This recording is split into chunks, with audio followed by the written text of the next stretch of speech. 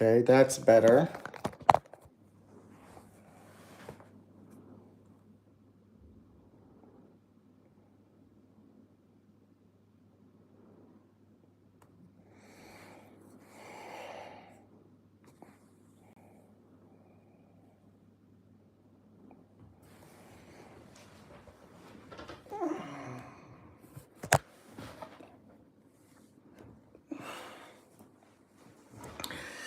All right, anyone, if anybody is here in the house, make yourselves known and present, maybe. But it's been a while since we've live streamed, huh? Been a while. Mr. Nomad has been not very active. Ooh, Soul Gospel. How are you doing? We are still waiting to see some people jump into the chat, you know?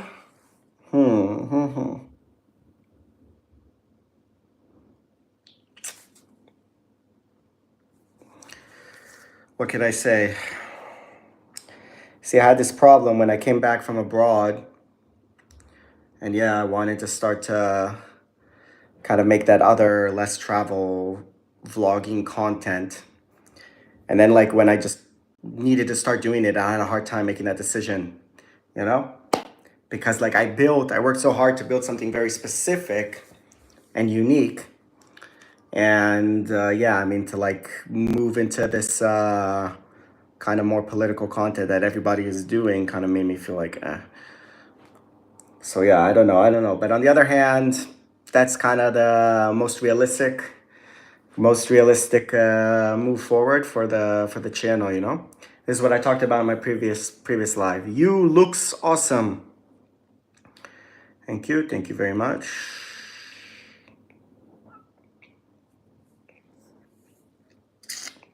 All right, we have a few more people in the chat.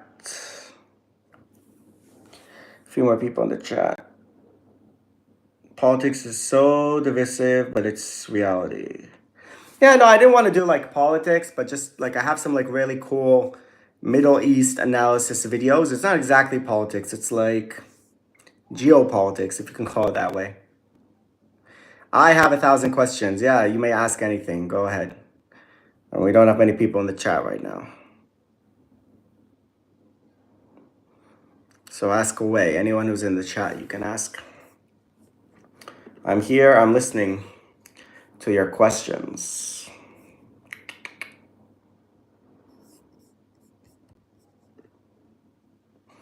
Listening to your questions.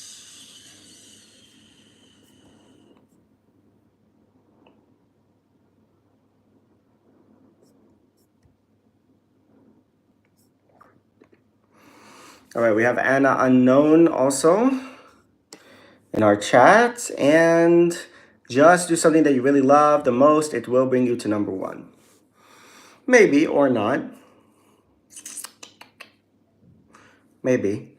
I mean, the way online content works right now is that there are certain types of content that get you to number one and some less, you know?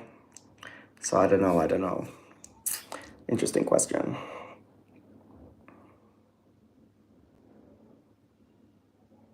Do you believe in Jesus? So I talked about that actually in my last video that I made, you know, sort of the path of Jesus. Mambo. The path of Jesus in northern Israel that I did. And I said at the end of the video that I don't believe in Jesus. I'm not that religious anyway. Like also as a Jew, I'm not like a particularly God-fearing religious person, you know, in general. But yeah, like that you get some flack as a person when in certain places you go around the world when they ask you like, do you believe in Jesus? And you say no. Yeah, it's kind of like, yeah, some people, they really want you to believe because they think that if you believe in Jesus from their perspective, from your perspective, right, then that's the best thing that can happen to you. And then they kind of get disappointed when you're not. That's my experience, which for for me, it's like it's a shame, right? Like I have my belief, you have your belief, and each will believe what he believes, and that's it. I respect all people and all religions. Of course, I respect Jesus and people who believe in Jesus. And I've shown that in a lot of my videos that I've made from Israel, things that have to do with Jesus, and it's very interesting and great. The Galilee video was very cool, and I'm an atheist. I was raised Christian, so I find it interesting. Yeah. Well, I'm glad you do. uh, it's a interesting. There's a lot to uncover there. There's a lot of places in Israel where things happen related to the life of Jesus, at least based on what we know in the Gospels. I'm not the expert because I'm not like we don't study this in Israel. Unfortunately, it would be nice if we studied a bit more that period of history. We don't really study it, but there's a lot. Peter's church, where it all began. Yep. That's it. It's like the world's first church or something, maybe. I don't know. It's pretty crazy. And Israel makes you look amazing. Too handsome. You think so? Get back to having like a home, a place to sleep in the same bed every night, be able to eat properly, exercise properly. I don't know. Hopefully it's doing good for me. Who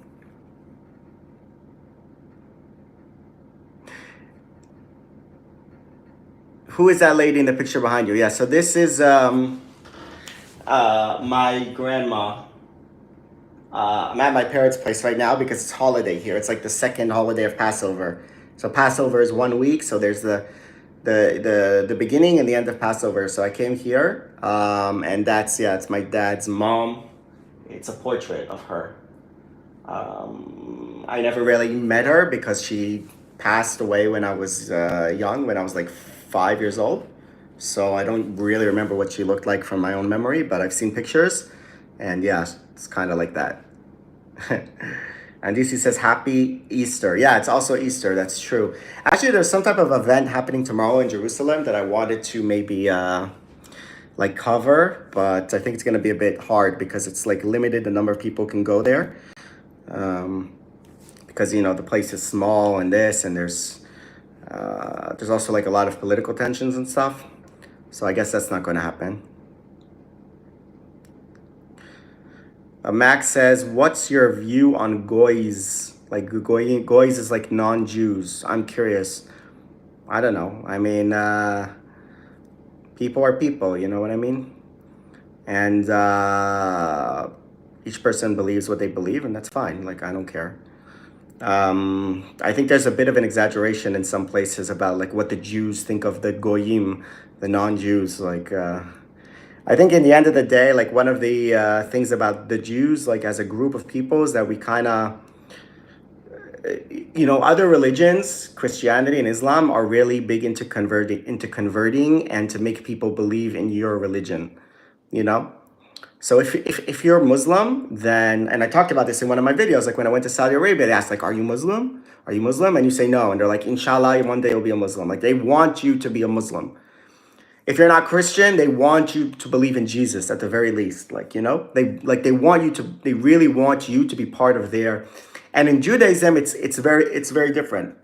In Judaism, it's kind of like the opposite. It's like, okay, we were, this whole concept of the chosen people and the people of Israel. It's like we were chosen by God to fill some specific role and to do like the things that he tells us to do. And that's it. Like we're this group. We don't need other people to come in and join our group. We're not seeking to bring other people into the group. Like these are things that have been like the mitzvot, as we call it, the things that you have to do in Judaism, that it's like it's been given to us to do these things, and that's it. Like, and we are our own people, and we move forward through history, like as a nation, as a people. I don't think it for most, of course, any religious interpretation can go bad. But I don't think for most people it really has much to do with influencing others. You know, there's a lot of like looking down at others, controlling others, doing things for the detriment of others like non-Jews, goyim or something, where it's kind of like, okay, just leave us alone, you know. We'll do our thing, you do your thing. Yeah. I think it's kind of I feel like most Jewish communities in most places in the world, very often they're in their own community, sort of doing their own thing. There are some disadvantages to that because it can affect your integration, right, as a minority in various countries. But on the other hand, I don't feel like there's a desire to influence other people and to make decisions for them, which we can see sometimes in other religions. Like you see it with the radical Islamists, for example, where they start trying to sometimes apply. How do you say? They if you're in a religious Muslim neighborhood, then girls can't walk around uncovered, and you can't say things against the Prophet and things like that. That's them trying to have an impact on people who are not of their religion. Some, right? Not all. I feel like in Judaism, it's kind of like a thing of, okay, we do our own thing, That's the way I see it. And I think like a lot of people are kind of like in that, would agree with what I'm saying. But there are some, there are some who obviously like religious, when you are going into religious interpretation and you view certain religious interpretation as the thing, and you don't use any of your own common sense or your own thought process, it can lead you to bad stuff. So like for sure there are also Jews who are extreme and whatever. That's the truth. Coco Girl, someone said, yeah, she's here in Israel doing stuff. We have here Shlomit. Um, who is the baddie behind you? Yeah, I was saying it's my grandma. Yeah, it's a painting of my grandma. It says in the Talmud that converts to Judaism should be treated just as any other Jew. So, like, I don't know that. I don't know the Talmud. I didn't study the Talmud. But yeah, like if you convert, then and the rabbis accept your conversion, you're now part of the tribe. You're part of the group, and you know, we share the destiny now. It's not like about blood. I mean, if your mother is Jewish and you're born into to a Jewish mother, you are like Jewish automatically by the law. But in the end of the day, it's not like really a genetic thing. That's not what matters. What matters is it's an identity that you belong to. It's a group of people that you belong to. What's called the people of Israel, Am Yisrael, and you can also join that group willingly if you go through the conversion process. At which point, like once you're converted, you're converted. That's it. You're Jewish.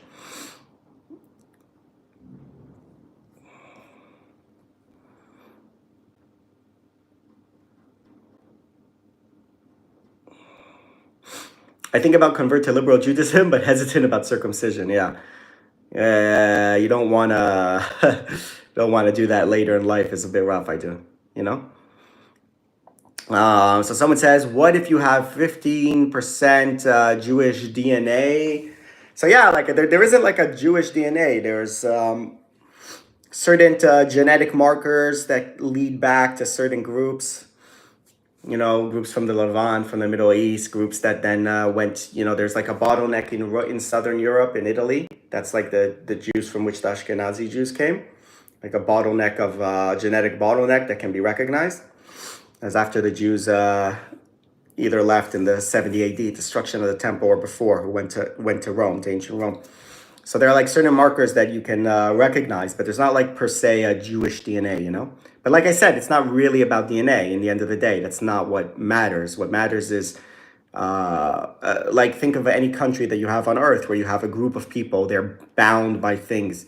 They're bound by their religion, by their language, by their history, by their shared sense of identity and destiny, So it's the same with the Jews. Okay, fine. You can be 10, 20% Jewish because you had two grandparents who converted and one who was whatever. Like that's possible, and you can still be Jewish and be part of the thing. So that's it.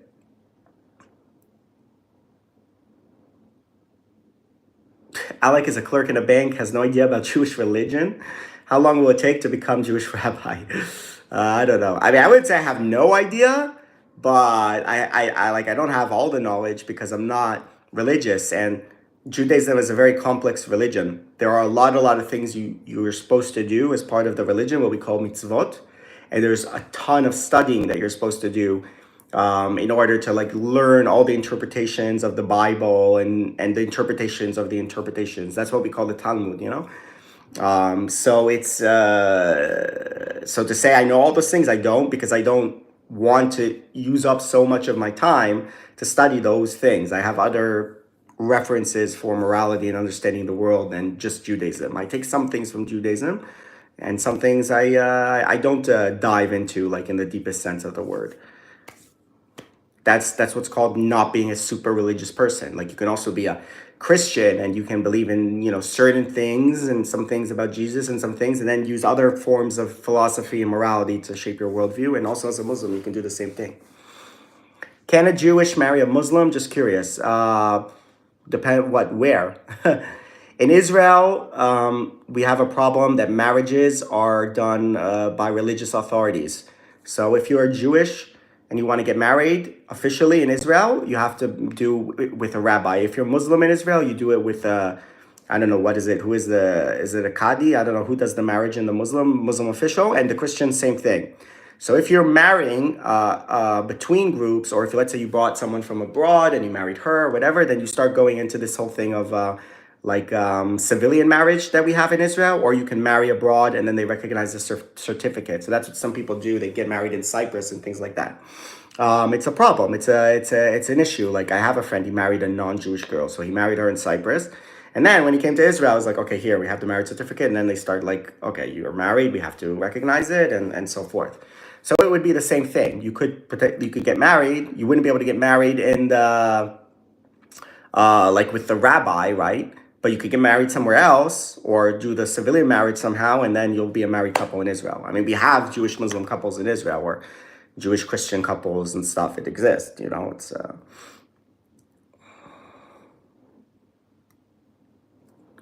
well, Serge ESC has given me a very nice donation of €5, and I'm very grateful for that. So Serge, if you want to ask something, just guys, give me 1 second.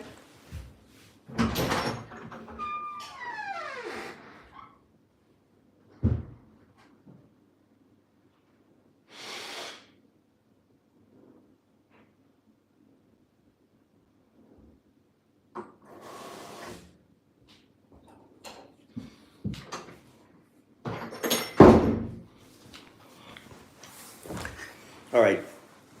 So yeah, what else did I miss here? So again, Serge, thank you for the donation. Ask away any question. What else do we have here? Can you tell what you think about how the conflict with Gaza will end? And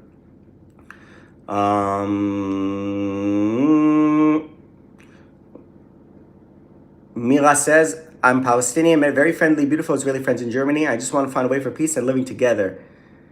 You think this could happen in the West Bank future? That's Miras. Oh, that's interesting. So you lived in Germany and you met Israelis there. Okay, that's cool. It's always cool to meet people, you know? It's kind of like, I feel, answer me, I'm answering. So yeah, I mean, first of all, like I said, it's meeting people is good. Like I feel like a lot of Israelis and Palestinians and Arabs and whatever, they kind of get to this point in their life after having not met the other side at all where they meet. And then it can like go in a couple directions. Like one is you can meet people and then you just kind of shut down to a certain extent, or it becomes, you know, you hold on to whatever, you know, your side says. Absolutely. And one is you kind of take in what the other side is saying and you maybe readjust your opinion to a certain extent. So it's cool, like when that thing happens, you know, like you met people. It's like my Egyptian friend, the guy who I brought to Israel in that video, what happens when an Egyptian visits Israel, when he went to South America and he met Israelis for the first time. And he happened to have like a positive experience from that. And it kind of, you know, it made him want to visit Israel and stuff. So it's like a moment that you have. I'm just saying, like, it's not necessarily a moment that always leads to something good, but it's like an interesting moment when you have that meeting. Now, regarding the West Bank, what could happen in the future? Uh, I think, I don't know. I mean, obviously, I've said it pretty openly many times that I want all the peoples in the Middle East to be self-determined to the greatest possible extent and to thrive to the greatest possible extent, you know? So if we're talking about the Palestinians, then I don't have a problem. I definitely don't have any ideological problem with them having a state, with agreed upon borders that are agreed between the sides and like thriving in that state, right? So you have a state and you have the cities, Ramallah, Hebron, and this and all those things. And in those cities, you do the state building, you develop the tourism, and you develop the high tech, and you develop the trade, and you develop the trade with Israel and the cooperation with Israel. Like all that is great on paper. I'm for it. I think it's going to be very difficult to get there, like if to be realistic. Um, I think there are a couple challenges from both sides. I've said about from the Israeli side, I think there is a group in Israel they're not insignificant, but they're not the majority. I would say they're kind of best represented by the right wing party, the religious Zionist party of what's called Smotrich and Ben Gvir, who combined together. It's like a party. Let's say they got about 10% of the votes in the election. So this is a group of people who they have ideologically, right, from a deep ideological sense and belief, are against the Palestinian state. So it's not just about security and about arrangements and about this and all that. Like for them, what's called Judea and Samaria, which is the West Bank, it's like biblical Israel, and they're really against the idea that the Palestinians would sit there with the state. But it's like I said, it's 10%. It's not the majority. And I think in Israel, in the past, we've seen quite a few times where such groups were overridden by either the political establishment or most of the population when decisions needed to be made. For example, when Israel withdrew from the Sinai Peninsula to make peace with Egypt, which was a demand that Egypt had, there were Israeli settlements in Sinai, like Yamit is the most famous one. And the hardliners didn't want to evacuate it, and they threatened to stay there and to chain themselves to the house and whatnot. And they were evacuated, like because they didn't, like there was still the government made a decision. Most of the population didn't care enough about those settlements or what was it, and they were uprooted. Same thing happened in Gaza in 2005. Israel withdrew from Gaza because the government made a decision that there was it wasn't possible to stay there anymore and to protect those communities. And they hoped, wrongly, it turns out, that if they leave, then they would be safer from Gaza. They wouldn't be attacked from Gaza. That turned out to be not true. But we had the disengagement, which I remember very well. It was 20 years ago. I was in high school, or was before I was in high school. And, again, like there was a group of hardliners who were so ideologically like, no, we have to stay there. And they were removed, and it happened. Similar in Lebanon, similar in parts of the West Bank. Like there's been many cases. So I don't think that on the Israeli side, there's this insurmountable ideological hell-bent whatever that you can't give up certain territories for peace, or that you can't have a Palestinian state. Like I think you can from an ideological side. I think from a practical security assessment in Israel, that's a different story. I think people are very terrified that the West Bank just becomes like Gaza and you get attacked. And then if you try to defend yourself, the whole world's going to be against you, which is what happened in Gaza. So that's like a more logical, defense-oriented opposition to an ideological one. I think on the other hand, in the Arab and Muslim world, I do think there is a very deep ideological opposition to the idea of the Jews having a state that's been in play for 100 plus years.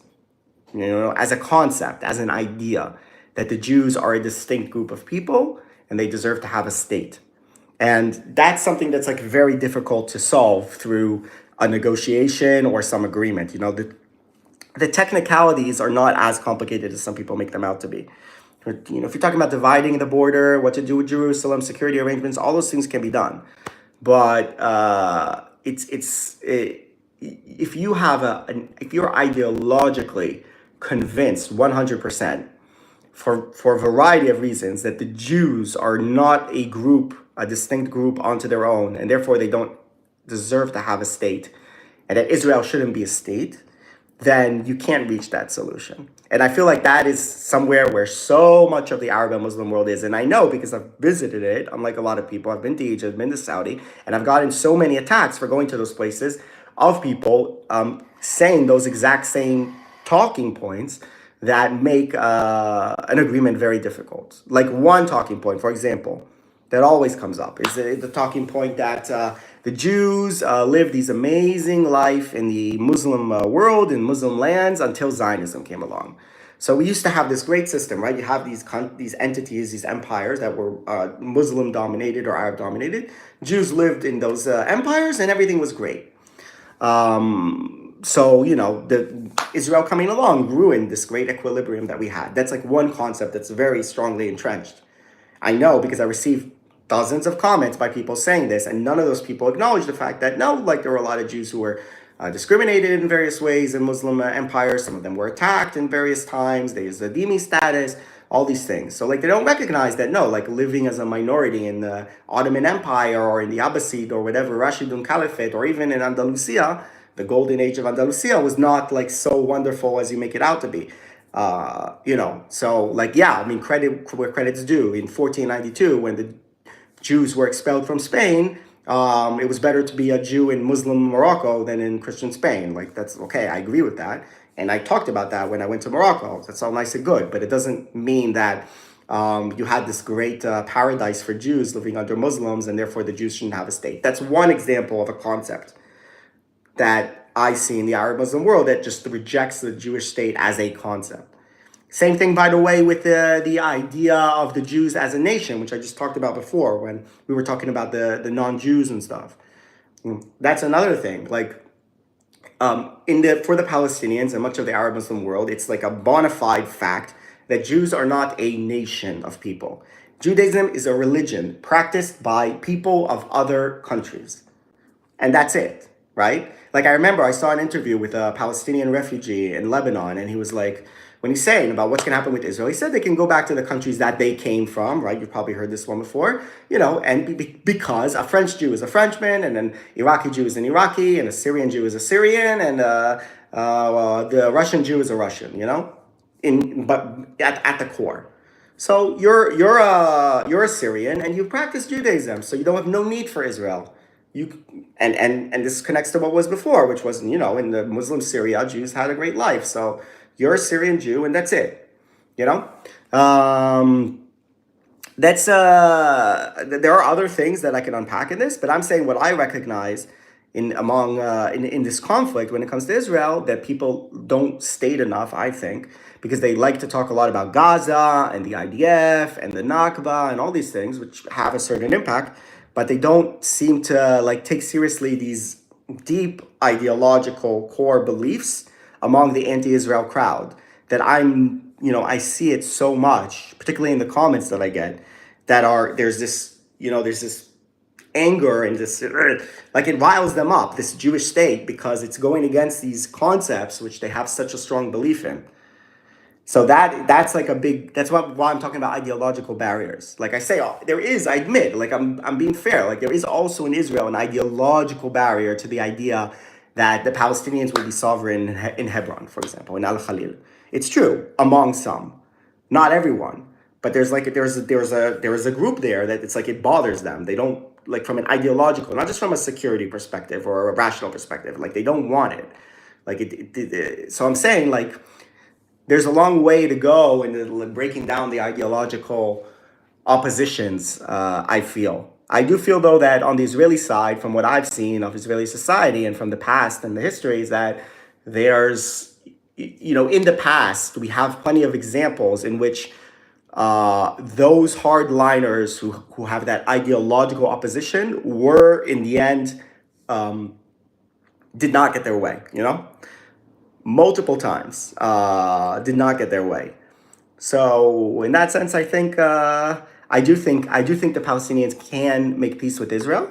I do, and can the Israelis make peace with the Palestinians? I think the deep rooted ideological opposition is a bit more difficult to overcome on that side, in my opinion. And you could say I'm biased, which I mean that's fair. I mean I am here in Israel, but that's what I feel. All right, that was a big talk there. I've missed a lot of questions. So what else has got? Okay, let's see.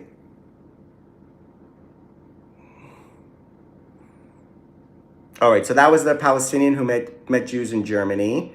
Da, da, da. All right, in Canada, I had a neighbor, Jewish man married to a Muslim. Yeah, that happens. It's true.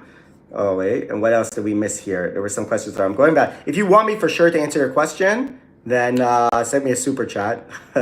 And then the last Roman donated $2. That's great. So if you have any questions, I will answer straight away. I'm trying also to answer the other ones, though. I lived in Israel, and the contrast between the wonderful people and the terrible politics is really striking. I agree. I think our politics in Israel is really bad right now. I think we have really, really low quality politicians in Israel, and it's hurting our chances of improving the life here. I watch a rabbinical student on YouTube named Shlomi Zionsi. He says from Viv Gaza from Hamas. I agree with that 100%. Yeah, I know who Shlomi Zionsi is. I've seen some of his content. Yeah, he's interesting. He's like a ultra Orthodox Jew who's traveled to some interesting places. Habibti, your husband Egyptian? Only the love of God can destroy that hatred doctrine from the Islam. Okay. Mira says, trust me, it must be one country for all. And to be honest, we need new education in the West Bank. So I disagree with the one country for all. I think it's a solution that kind of looks nice on paper. And particularly like students in the US and stuff like that. It's like, let's all live in one country. Look at the Middle East. I mean, if you look at the Middle East, it's a very religiously divided, sectarian divided, ethnic divided, tribal divided region. All the countries where you're mixing all these different groups together are extremely dysfunctional and prone to, civil war, foreign intervention, and whatnot. Just look at Lebanon. They're like completely paralyzed. Iraq is in a terrible, those are the rules of the region and the world, by the way. Like in the Middle East, it's you feel it very much. But even in a place like Belgium, you have a binational state, and it's like, it doesn't work that well. I think if you look realistically at how we organize ourselves as a society, and particularly in the Middle East, I think the idea that you're just going to shove the Jews and the Arab Muslims together, who have like a completely different history and completely different perception of the land and the history of their nation and so forth, it's not going to bring us to good places at all. I think it's much more realistic for each side to do its own thing. And that's something like along what we call the two-state solution. I don't think it's a solution. I don't think if there's a Palestinian state now, then like Iran stops trying to annihilate Israel. I don't think those two things are connected as much as people think. But I still think as a concept, it's the correct concept. Like I think it's a correct concept to say, okay, the Jews are of a different group than the Palestinians.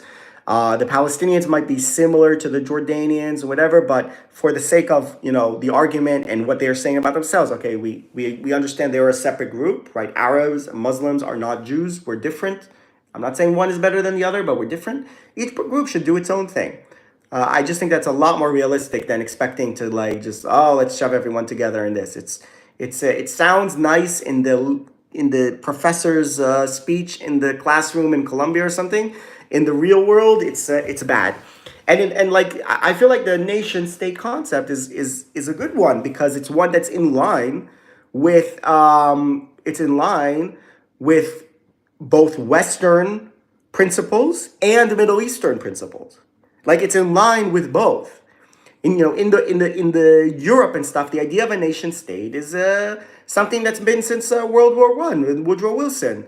Like Yugoslavia disintegrated and became a bunch of nation states. Instead of everyone together, you have the Serbs and the Croatians and the Bosnians.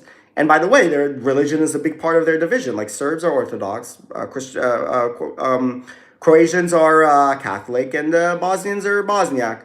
You know, like and they're each in their own nation state. Yeah, there was a lot of wars also there in this whole disintegration process. But I think a nation state model is perfectly compatible with democracy and with the principles of some of the best places on earth as far as human rights and democracy and stuff, which is Europe primarily, I would say.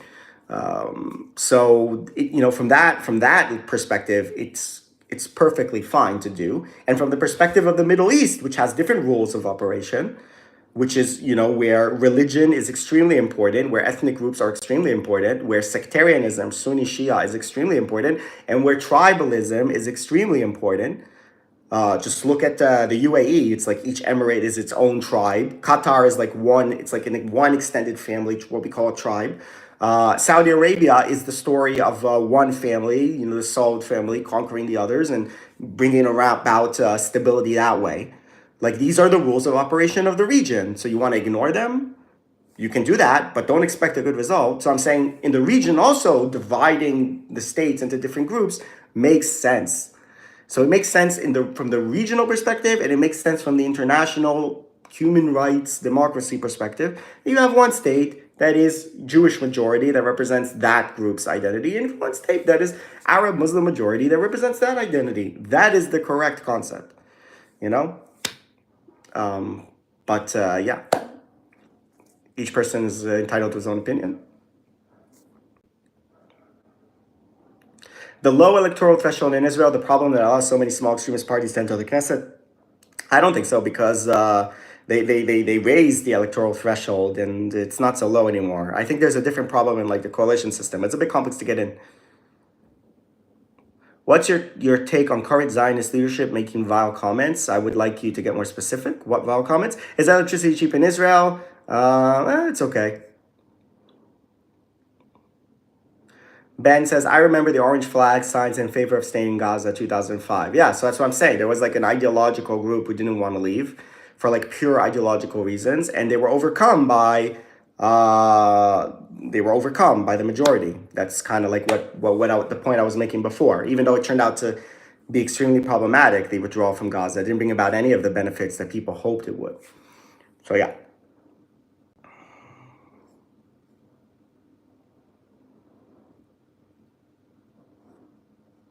Someone says, hello, shalom lecha in Hebrew.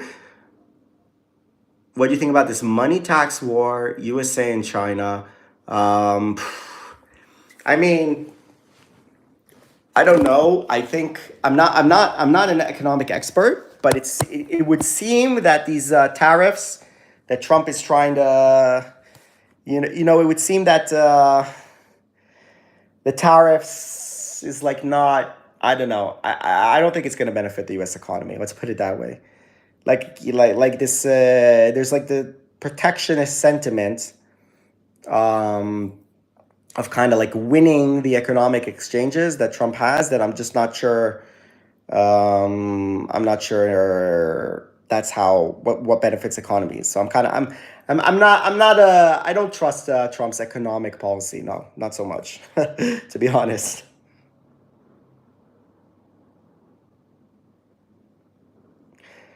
Academia, have you ever cared to make your in-depth investigation why this violence doesn't have an end? If you mean the violence, the conflict, well, there are a lot of reasons.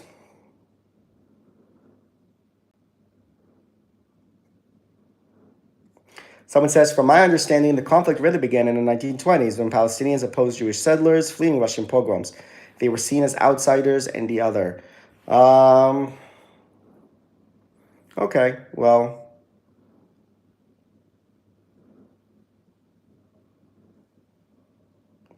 Every injustice, the hypocrites must pay very high price. God is not sleeping, all right? Mira says, okay, understood. We had that whole conversation about, peace, how to get to peace.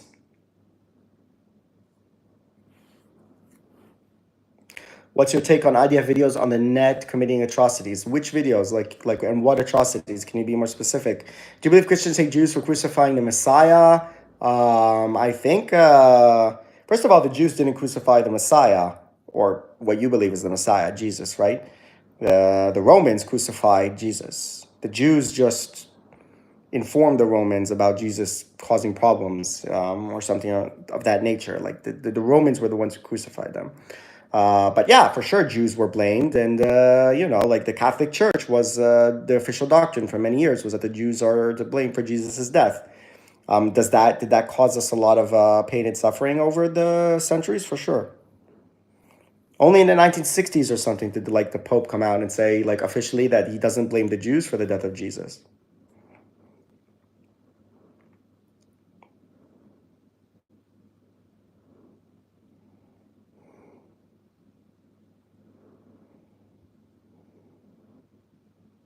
How welcoming were Bahrainis and Saudis when you visited? And when they care if you confess that you are Jewish? I'm Bahraini, by the way.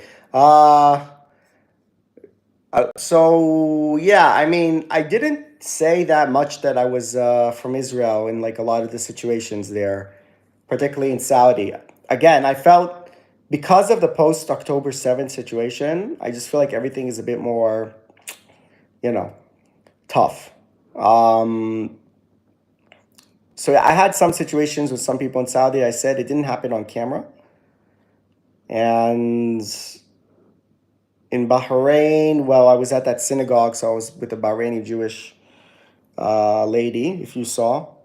I think it's like safe to say that you're from Israel. I don't think it's that big a problem. I saw a few Palestinian flags when I was in Bahrain. Didn't see any when I was in Saudi. None. Not a single Palestinian flag when I was in Saudi.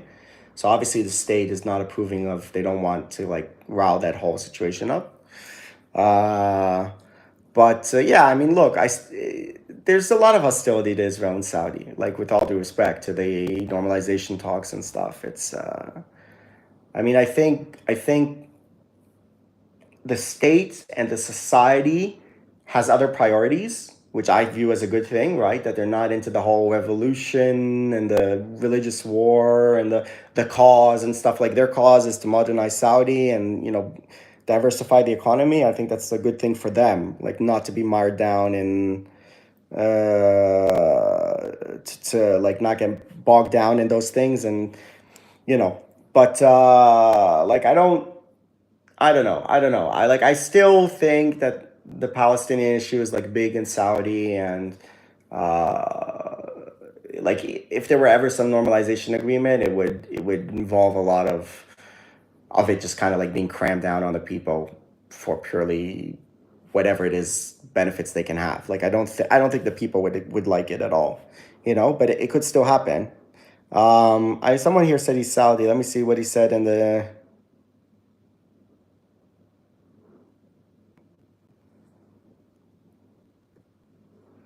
Bahraini Jewish lady, no way. Yeah, check my video called, I made a video about Bahrain. I made two. One was like about the nightlife. Check my video on Bahrain. There's a synagogue there, and there's like a woman. She was born in Bahrain. There's like a Jewish community there.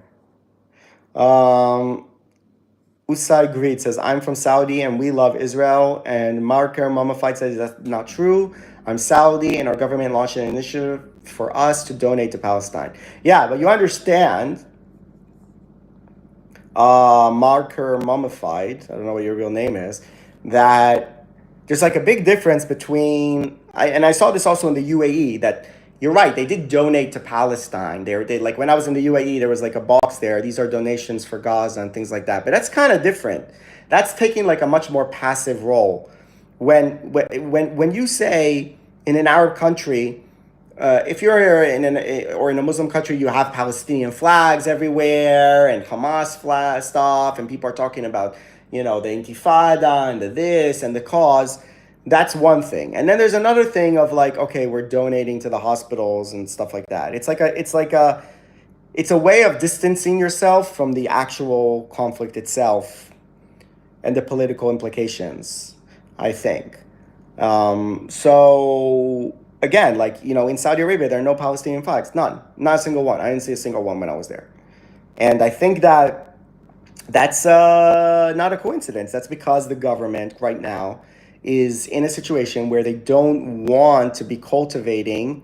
Um, someone says my Carrefour is a huge Palestinian banner. Okay, so wait, let me just finish my point. So they don't want to be cultivating like the whole Palestinian resistance and with Israel, and like they don't want to be dragged into that on a political level.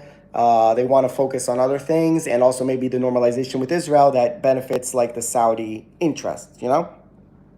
Now, that's interesting because you're saying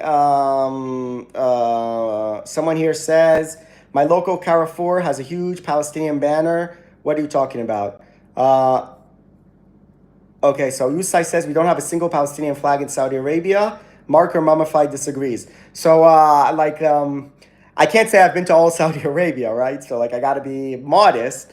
But when I was there, I didn't see any Palestinian flags. Like, I was in Riyadh, quite a few places. I was in, what was it called? Dammam. I was in Dammam in eastern Saudi. I was in Al Ula. I was in Medina. I was in Jeddah. I didn't see any Palestinian flags. I mean, okay, Marcus says, I live in Al Khawj. It's a city 2 hours from Riyadh. Okay. Maybe there's a Palestinian flag there. Okay. But there's still less Palestinian flags there than any European capital. You understand? Like if you go to London or if you go to Rome or if you go to Athens, you're going to see more Palestinian flags than in Saudi. Like you don't think that's strange?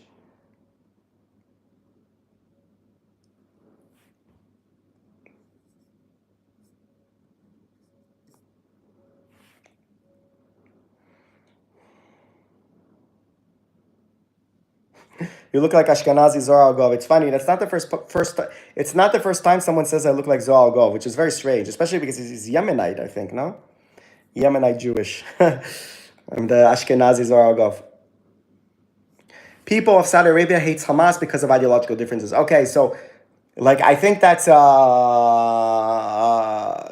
I think that's like a bit of generalization, right? Like again, my perception from like seeing Saudi discourse as far insofar as I could see is that there's still like a majority of people who care a lot about the Palestinian cause and have that ideological objection to Israel from what I see. But I think there's also a lot who are done with it also. Yeah.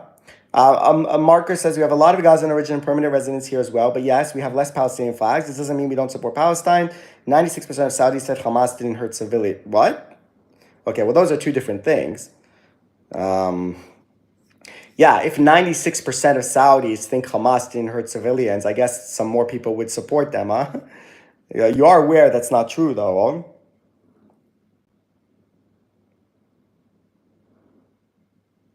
After Saudi Arabia completes its 2030 initiative, would you return? I mean, I would return now also, maybe. I don't know. If I can make content there. I was a bit scared to like film certain things in Saudi because, there's still sensitive issues as is Israeli filming there and whatnot. So, and now that I've already been there, I don't want to go back there like for now.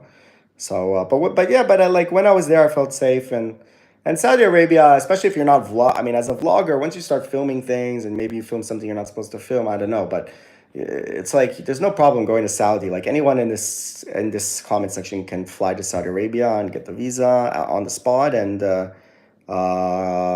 can go. You know what I mean? So it's fine. Like it's Saudi. It's kind of like Dubai in that sense. Like on the street, it's very safe. There's no crime. There's no shit like that because the government has like very harsh punishment for that.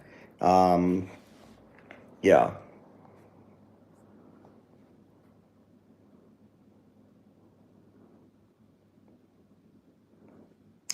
Zach Zech Ayman says, I'm from Tunisia and our Minister of Tourism was Jewish from 2014-19.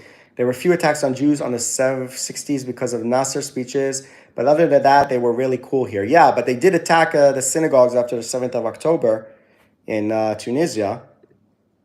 What was the name of that? There's that famous synagogue. I don't know if it's on the island, Djerba, or maybe there was another one, but a Tunisian synagogue was attacked now, like in the wake of the October Djerba. This was October 17th. El Griba? Israel-Hamas war. Vandalism of historic synagogue in Tunisia shocks Jewish community.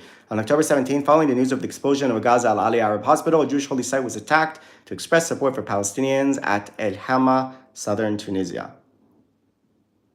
The tomb of 16th century Rabbi Yosef Ma'aravi usually only sees a few hundred faithful members of the Jewish community.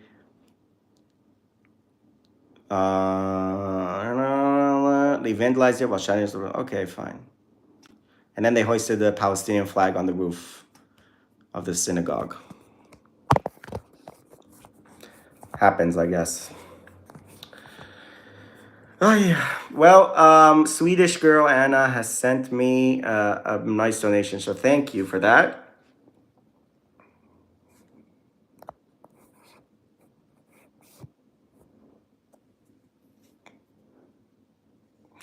Figigataye says, nice. Who's Figigataye? Nice to see you, Alec. In which country you are right now? I'm in Israel. Like, I've been in Israel for a while, and actually I haven't filmed much, unfortunately. So yeah, I try to get back on the vlogging horse here. You know, it's hard to work yourself up to that sometimes. And I was talking about, about making, doing more political like content, like what I'm doing now in the live stream, just to express it in videos, because it's an easier way to, I don't know, monetize the channel. And like vlogging is expensive, time consuming, and just doesn't get that many views. So I don't know what to say. I saw in Alexandria in Egypt. Saw what? Me? Have you ever planned on visiting Afghanistan? Yeah, I mean, I think it's a bit rough. I have a friend, an Israeli friend, who visited Afghanistan recently, but of course he wasn't filming with the camera the way I am. And I know a lot of people have been going to Afghanistan, like a lot of vloggers have been going there. So yeah, I mean, I would love to go there, but you always have the concerns, the security concerns.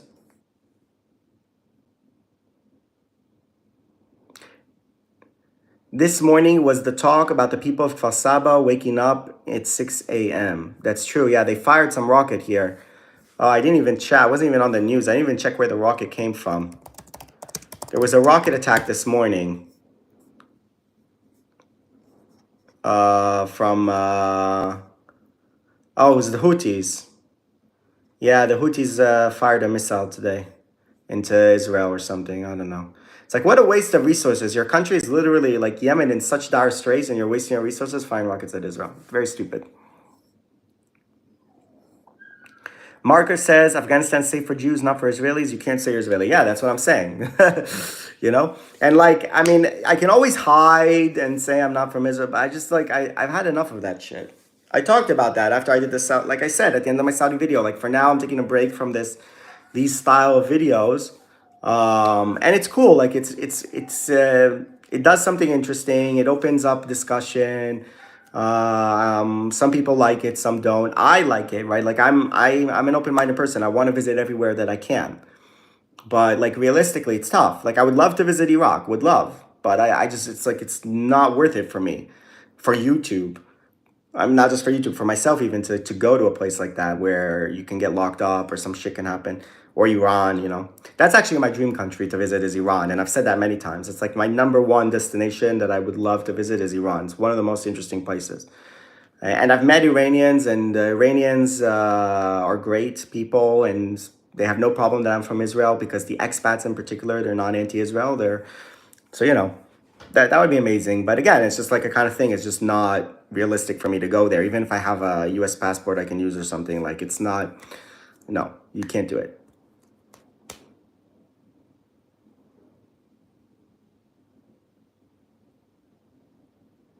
Okay, Jericho says, I'm Bahraini, and I would personally welcome an Israeli tourist, but I would be hesitant if she was right-wing or soldier. But my question is, if the person was a blogger, like me, a vlogger, how problematic would that be? Because then that video of you can start going places. This is like another concern that I had, by the way, for example, when I was in Saudi. Like, I also had that concern of, okay, I put someone on camera, he's put on the spot, and then, I say I'm from Israel, and then like whatever he does, he's going to be in the spotlight somehow. Like, that video is going to go places, and then that person is either going to be praised or attacked for being anti-Israel, or praised and attacked for being like pro-Israel, or pro, like meaning like accepting, like being nice. You know what I mean? It's like what happened with my video in Egypt. Like some people were nice to me, and then you see a ton of people in the comments who are like, "Oh, fuck these people. Why are they nice to him? Fuck him. He's a Zionist." No, no, no. Then there was the guy who kicked me off the motorbike in Egypt, where most of the people in the Arab world liked that a lot. They like made him a hero. But then there were also other people pointing out that's like, why are you doing that? So like whatever, it's kind of like you're putting someone into an uncomfortable situation when you do that. Like I'm putting them into a situation, into the spotlight, like without them really asking for it. I don't know.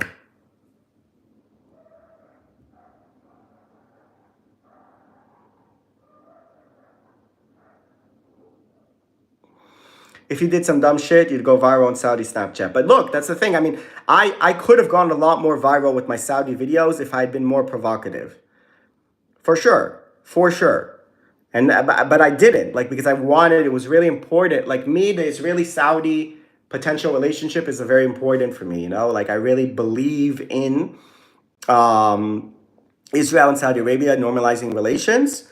And I think it will be the best thing for the region, also for the Palestinians. Like I think it's a very, very positive step forward. So like I really didn't want to like do anything provocative just for the sake of views. And I could have, like I was very careful. Like you can see in the video, I was very careful, like just to be as nice and, not to do anything provocative. Like I didn't want to, but of course, if I done more of that shit, like I could have, like it would be good for me personally, but I don't think it would be a positive thing.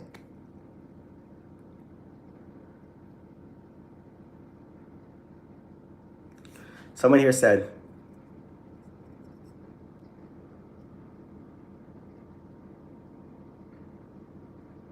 Alex spent one night in Baghdad. You never want to leave the place, of course. I would love to visit Baghdad. Baghdad is a fascinating place. What country had the friendliest people? I don't know, probably Philippines or Indonesia. I suggest to literally go to where Jesus had his last meal and has celebrated Passover, Jerusalem. I've been there literally a couple of days ago and I felt a warm hand on my right shoulder. Where is that exactly? What are you talking about? Where he had his last meal? Where is that? I've seen your video search for the Ark of the Covenant. Are you really convinced that it's in Aksum, Ethiopia? No, I'm not really convinced. Like I'm just that type of person. But it's an interesting. There's certainly like a fascinating Christian and Jewish like history in Aksum, and there's all kinds of things that are worth exploring there and figuring out. And like we're gonna discover more things about that in the future. Like the historians, archaeologists are gonna discover a lot of things in Ethiopia, I think, over the years.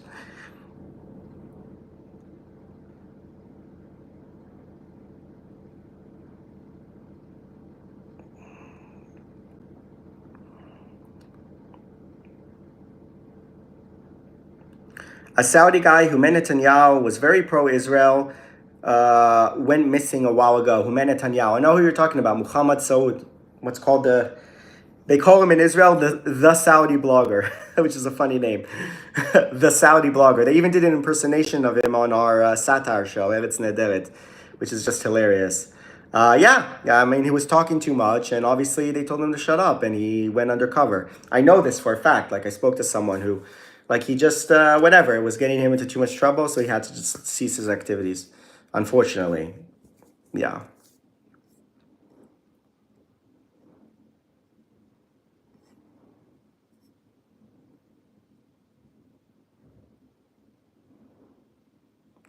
As Arab from Iraq and as a Shia, we love Israel, but right now we're not okay with what Israel doing in people in Gaza. Really? An Arab Shia from Iraq who loves Israel? That surprises me. I'm glad to hear, but it surprises me. Um, who's this academia person? Someone here, academia, says I'm not answering the questions. You're not answering my question. Okay, I don't know.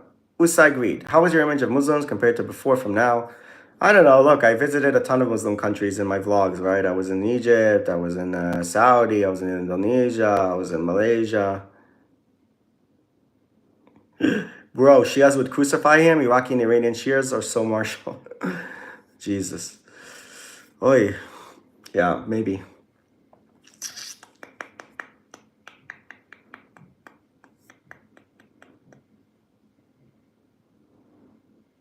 Would it be danger for me as a Gulf Arab to visit Israel, especially if I wore Arab clothing? No, wouldn't be dangerous.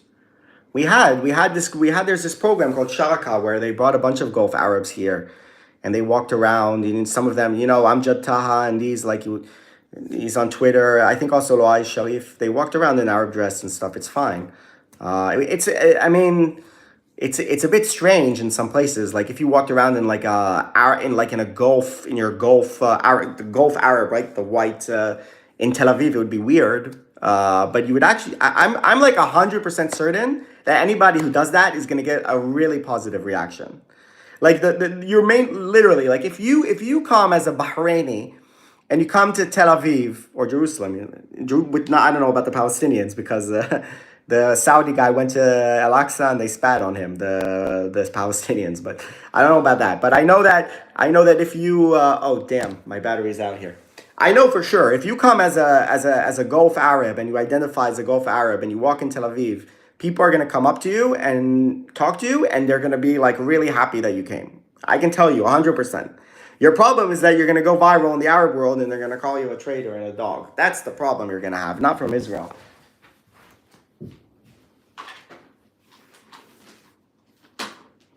All right, so how do I do this? Oh man, I need a battery on my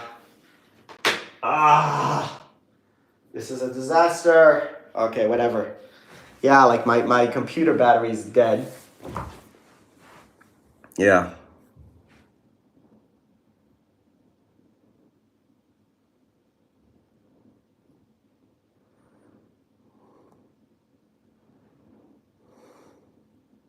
Mira says, you said we can't live in one country because Arabs divided and so forth.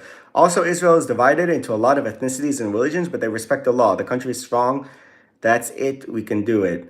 Um, yeah, but like again, when you're talking about the divisions, there's a certain amount of stress, like a rubber band, that you can sustain until it snaps. Like in Israel, it's right that also inside the Jewish population there's some big rifts. You had in the past the big rift was the Ashkenazi Sephardic Jews, which is not nearly as important as it used to be. Largely because like half the people in Israel are like one of their parents is Ashkenazi and one is Sephardic. So what are they?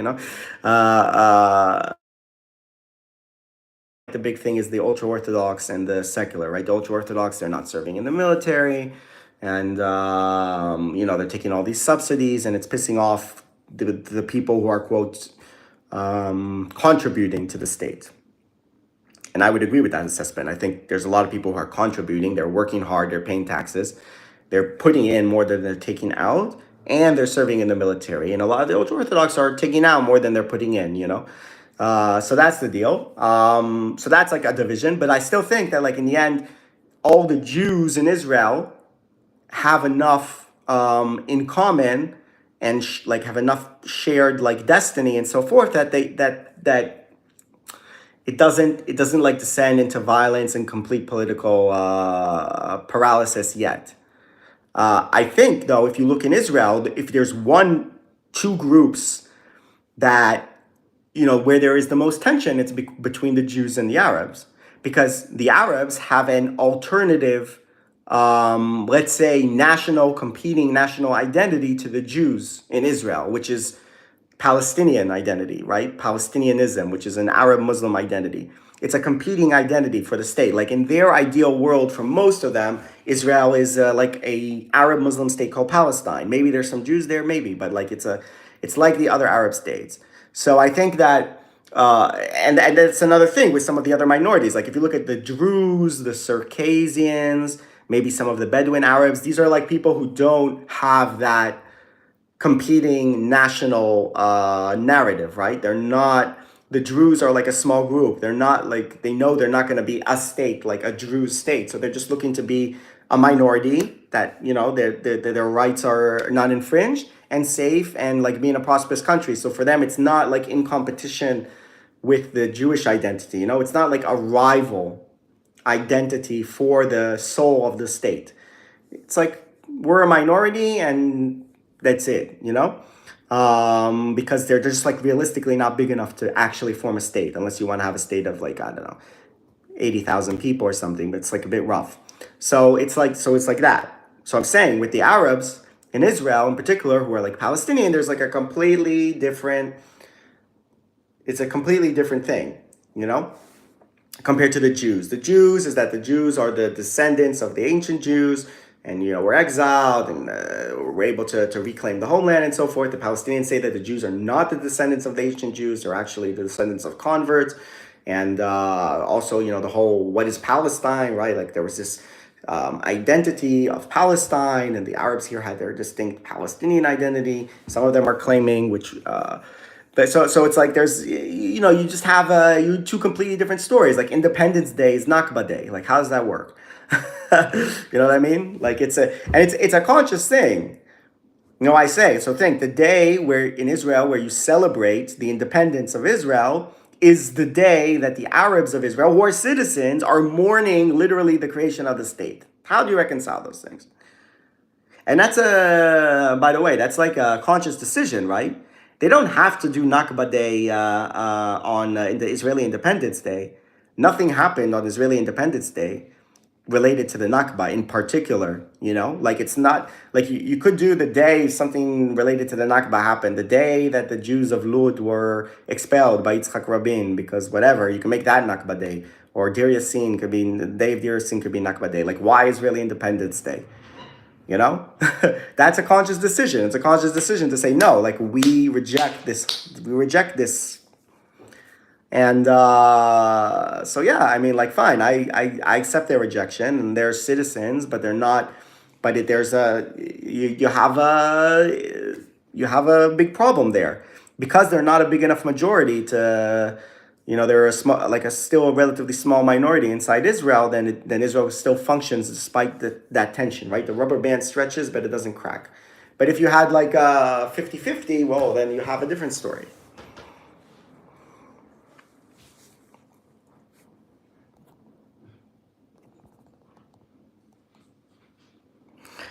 Someone sent 5 CHF. I don't know what CHF means, but he says, God bless you. I'm from Turkey and I love Israel. Thank you.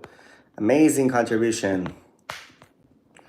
And Wheeler, your videos of historical and archaeological sites in Israel are incredibly interesting. Are you planning to film more of them? Yeah, of course, of course. I mean, I been on a bit of a hiatus now for various reasons, but yeah, there's going to be more videos, and definitely need to get a move on the vlogging. I've been inactive for too long. Part of it is because I already made that decision. I'm gonna do some of it, like the political content and stuff, and then like I didn't execute that. I was like, oh no, like I had a hard time touching my baby, my channel. It's like my baby that I worked on so hard. So now I kind of again have to like make a decision what to do with that. I also have the option of opening a second channel, which I've been thinking about. There's just a lot of investment to open a second channel. It's a lot of work to run 2 YouTube channels, where one is just going to be like political, geopolitical and analysis content, like everything we've been talking about now in this video, like that kind of because obviously people like listening to this, they come onto the live streams, they value my opinion, and then the other one to be for the vlogging. So yeah, maybe that's what I need to do. I don't know.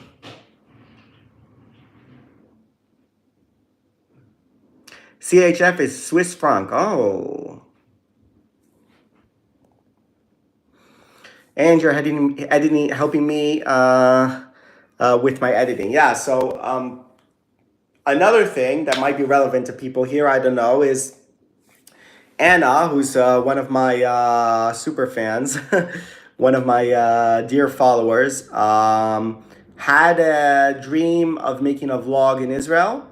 So when she came to Israel, I helped her vlog. Like I showed her like a bit of stuff. I gave her some tips, and I even appeared in one of her videos and helped her edit the video. So basically, I'm working now on a program with another guy here in Israel, which is like make your own vlog in Israel. Basically, if you dream of being a creator, and if you want like an experience of yours, kind of like what happens in my vlogs, where it's authentic and it's like on air, and you have that memory for the rest of your life, and you can influence other people as well by sharing your experience and adding to the conversation, then we're working on a program to do that. So basically, uh, it's like it depends on what your itinerary is, like how long you're going to be in Israel, where you want to go, and so forth. Like we build a price based on that, and you come to Israel and you get to vlog with me for a few days, or 1 day, or 2 days, or whatever it is, based on like where you want to go. So we go together, we make a great vlog, spontaneous vlog, not like planned, not this, like planned, but not, not fake, like real. Like share your real experience of Israel, whether you're a Jew coming to Israel the first time, you're a non-Jew, you're a Christian, you're a Muslim, you're pro-Israel, you're anti-Israel, you're ambivalent about Israel. It doesn't matter. You come, we do the experience, and we film it, and it goes up on my YouTube channel, maybe. That depends on you, and that's like a once in a lifetime experience. So yeah, my friend Anna here, she's gonna put up her video soon that I helped her make. And if anyone wants to come to Israel and make a vlog, then you can contact me. You have my contact details here on the channel. I'm gonna put out like a more official, let's say, thing of this. A link also. A problem is that my computer just shut down. There's gonna be a link at some point to like to the website that we built. So yeah. Ben BM, it's fine, but internet can show us. Mira says, I'm learning Hebrew, collaborating with my Israeli friends. Oh, that's amazing. Shukran. Masa al khair. I feel like Masa al khair though is like good evening. Good night is something else. Someone here says Ibrahim Abdallah in Arabic. I don't know. Someone here says Immak Ande ala el Sarid. Something your mom. That doesn't sound good, huh? Your mom is something. I don't know. Yeah.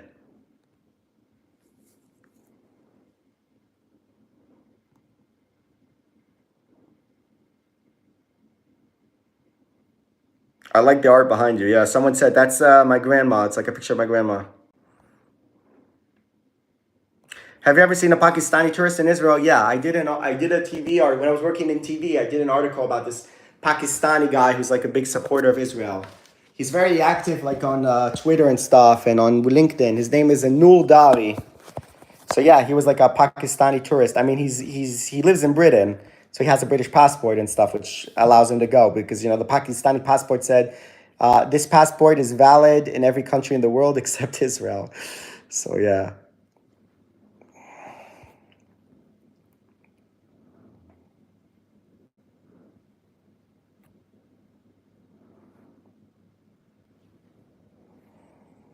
Egypt will start getting rid of the slums near the pyramids and transform them into a touristic place. What a shame. These Italian girls I met when I was in Egypt, they got like a super cheap room in those slums where literally they had a view of the pyramids, which is insane, in Giza. Yeah.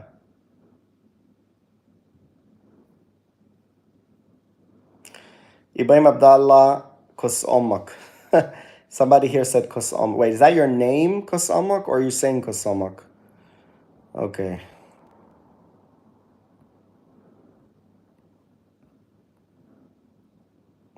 Someone says Shalom. Revelation says Shalom.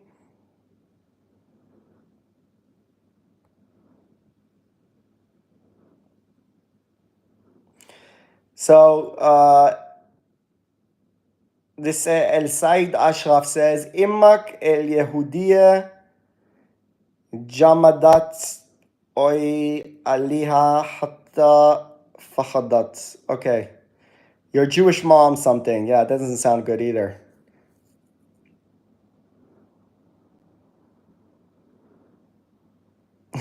Shame. The actual shame is these great wonders intact for thousands being near these slums. They deserve to be surrounded by modernity. Yeah, I guess. Look, I mean, the thing with tourism is you can build it with taste and you can make it bad, Like, I don't remember exactly what it looks like, that whole area next to the pyramids, because I didn't spend that much time there. I just went into the site. I guess like if they do it well and they do it nicely, then you can make a whole compound there that's great, and you get to visit the pyramids. Like, I don't know. I mean, I felt it was pretty decent when I was there. Like, you go, there's a bunch of shops there before you enter. And then you enter, like, it's not very difficult. Like, you go through the ticket, whatever, you enter. And, and then, yeah, and then you can, like, just literally walk to the pyramids. You don't even need to take one of those camels or whatever. You just walk there.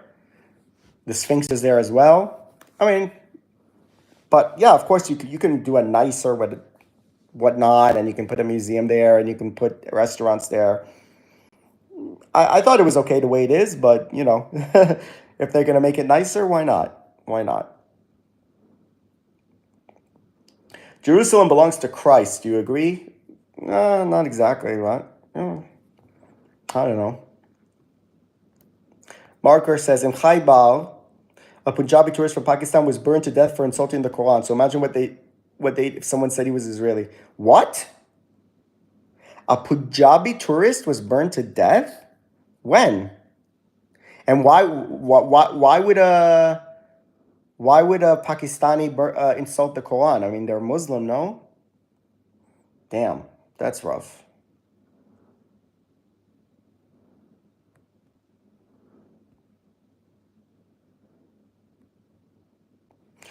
Mohammed Essam, what do you think of the brief? Oh, Mohammed, I remember you used to come on the live stream, so welcome back. I remember your videos. Like, I remember you. What do you think of the brief democratic experiment in Egypt between the 2011 revolution and 2013? Do you believe Egyptians should have waited for Morsi to complete his term rather than dictatorship? Um, I mean, I guess, yeah. I mean, the best case scenario would be for Morsi to complete his term and then have like another proper election, and then elect someone who's not Muslim Brotherhood, right? That would be the best, I think. But I mean, yeah, I just don't believe in like a democratic Muslim Brotherhood, to be honest. Like, I don't think that system, the Muslim Brotherhood system, can be a real democracy. Like, I think even like had Morsi continued, then they would have started to implement like very anti-democratic measures uh, via the Muslim Brotherhood being in power. Like, I don't know. I mean, blasphemy laws, obviously, but there could be a bunch of other things.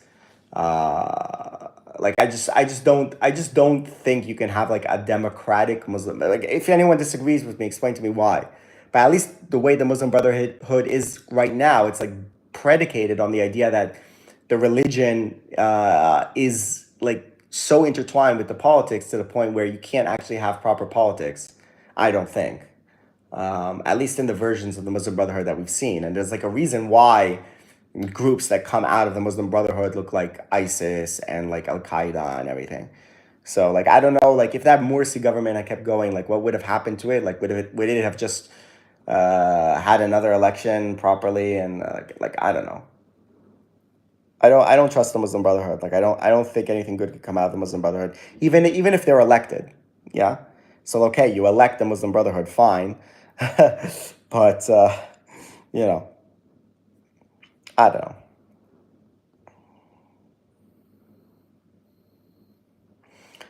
I am 20 years old and I want to visit Israel. Will I face problems in Israel because I am Egyptian? Please answer yes or no because I do not understand English well. Well, I would say generally no. You can visit, but at the entrance, like at the airport or at the um, border, they might ask you quite a bit, you know? So, yeah. But you can visit, yeah.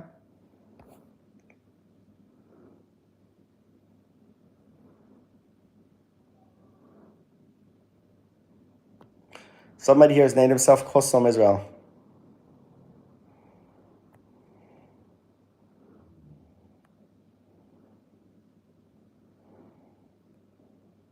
A few months ago? What the fuck? Damn. Whoa, lucky I got out of there. I need to read about that. Can you send a link here about that story? That's interesting.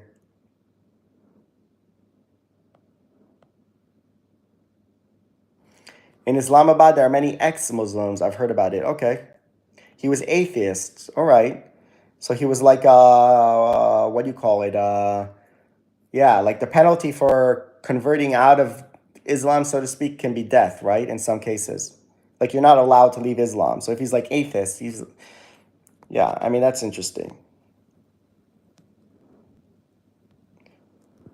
I mean, it reminds me of that guy, Salman Momika. There was this guy, this provocateur in Sweden. He was like burning Qurans and stuff.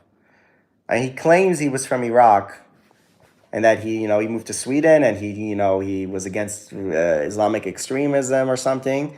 But he was like a provocateur. He was like doing all these like stupid things just to get attention and money, like on Twitter and whatever. And then they killed him. Salman Momika.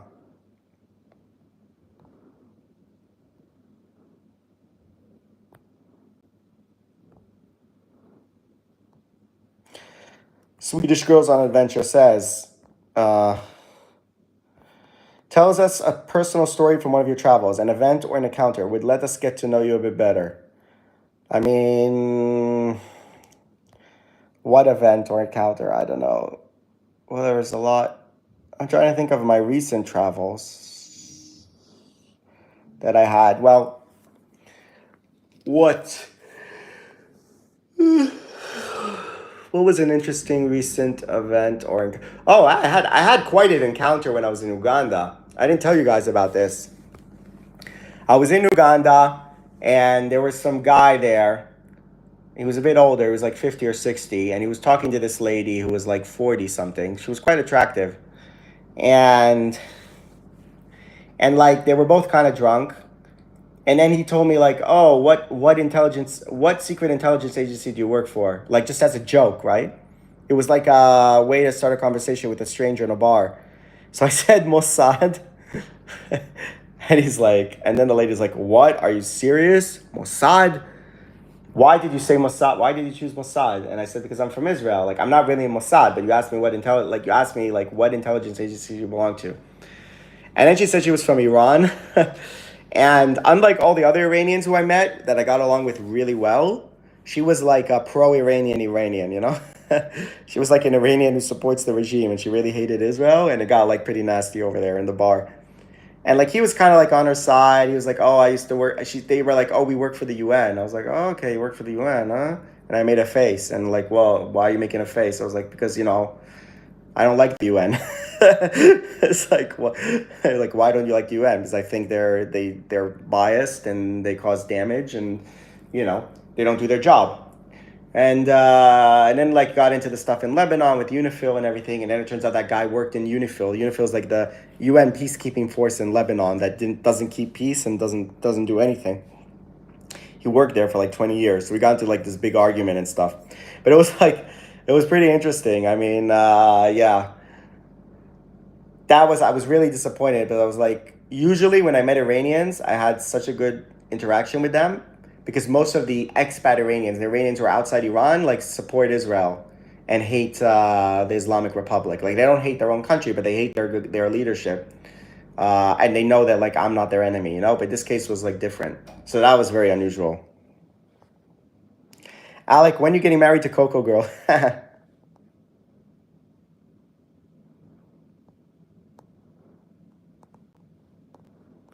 My friend, elected autocrats can be voted out, imposed dictators stay forever. Yeah, that's what Muhammad Isa. We were talking about like Egypt and the Muslim Brotherhood, but I mean, of course, like I'm not saying that the current situation in Egypt is good, that you have a dictator like Sisi that you can't vote out. And like from what I see of Sisi, and based on like what Egyptians that I've talked to, he's not a particularly good statesman, right? Like he doesn't understand economics. He doesn't understand like he's not a good president. Like he's bankrupting the country. He doesn't know what to do, and you can't vote him out, right? Because so yeah, I mean it's a tough situation in Egypt right now. But I'm just saying like, what would have happened had Morsi like had the military overthrow that happened in Egypt not happened?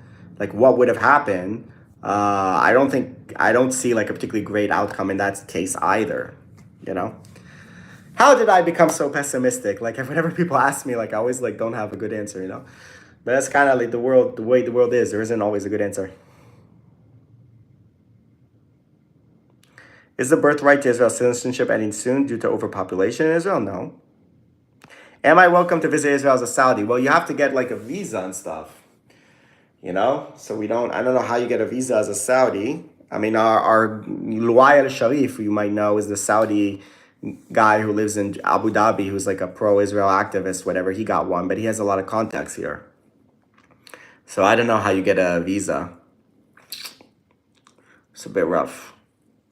But again, I don't think it's a problem. Like we had Saudis here. We had like this idea that it's not safe if you're Arab in Israel, if you come from some Arab country. I mean, we have 20% population that's Arab in Israel who are citizens, right? So if you're just some Arab guy, like even if you can walk around Tel Aviv and like scream in Arabic and nobody's really gonna, I mean, well, if you look like a terrorist, then maybe, I mean, we do have that, but I'm exaggerating. But you can just like walk around and talk in Arabic and look Arab, and it's like not that big a deal, you know.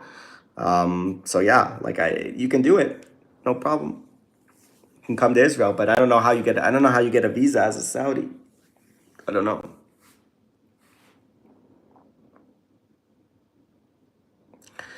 Oh, I want you to answer on Google Translate. Jeez, man, I'm so tired. I don't know. Like I'm just saying yes. يعني بدك تسافر لإسرائيل من مصر ممكن. بس عندك لازم فيزا. عندك فيزا؟ وكمان في شوي مشاكل عشان الحرب في غزة مع فلسطين. بس ممكن يعني ما فيش مشكلة. شوي صعب في المطار أو الحدود بالجنوب يعني بين إسرائيل ومصر. بس بعد الحدود حدود like the border بعد يعني ما فيش مشكلة. I hope that answers your question.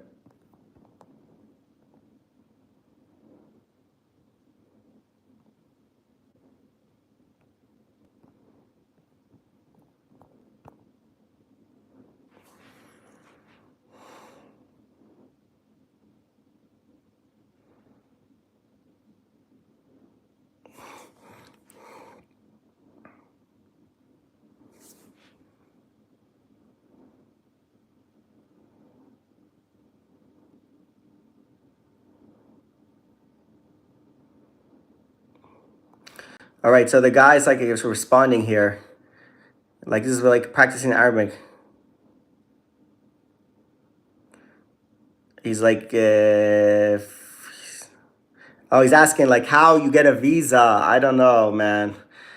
Uh,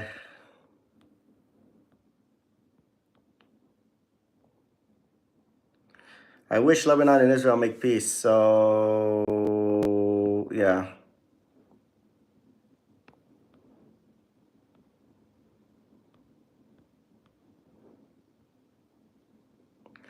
All right, I'm losing track of the conversation here. But yeah.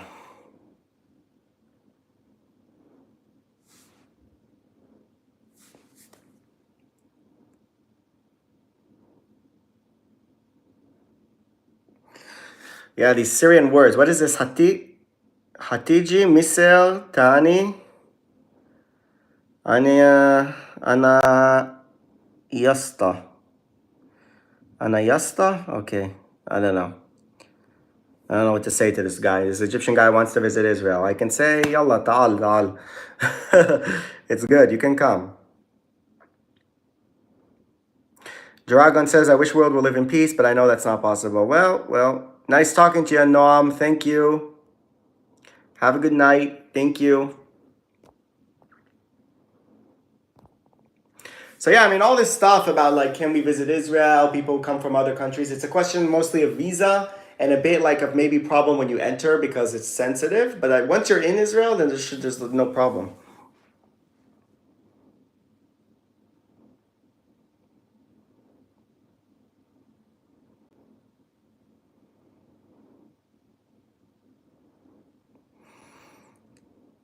Someone says something, Titkalam Masri.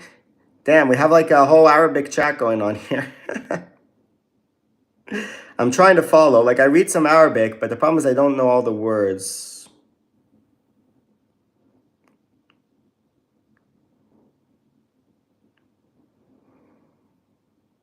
You look tired. Yeah, well, it's midnight.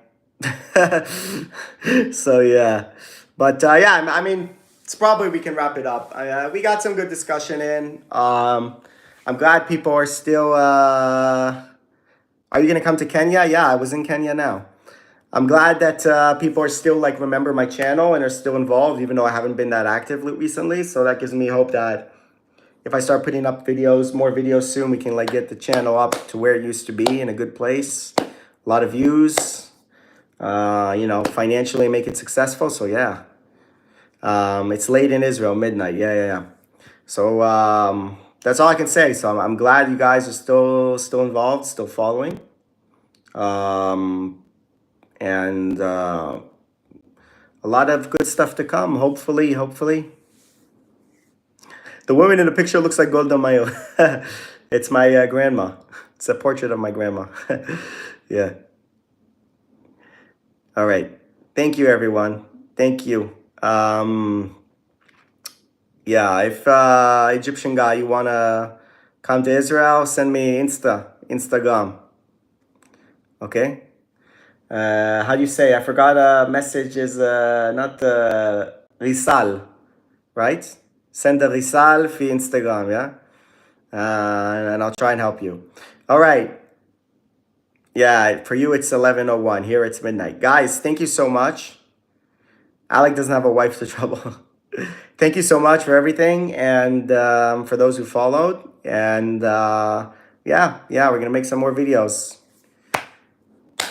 Go, in the meanwhile, you can watch some of those older videos of mine. I know I haven't put out some new ones, but there's some great old videos if you guys are in the Insightful Nomad. If you got a Insightful Nomad munchies, then go watch some of the old videos. They're good. All right, guys. See you around. See ya. Thank you.